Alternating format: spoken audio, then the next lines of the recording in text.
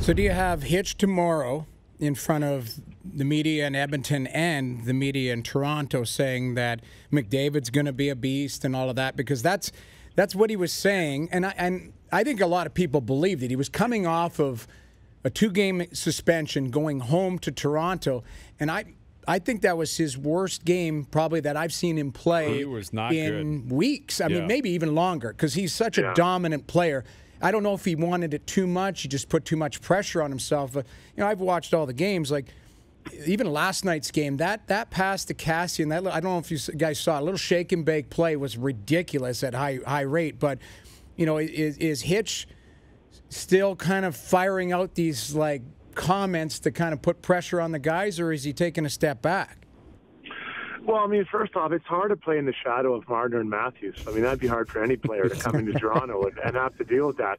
But if we want to move past that, you move into the situation where Connor's a proud guy, and I don't know that a guy like Connor McDavid needs his coach to tell him, or to try to prod him through the media or to get him going to go. I mean, Connor McDavid's one of those, and it is rare, a guy who is exceptionally talented but exceptionally motivated.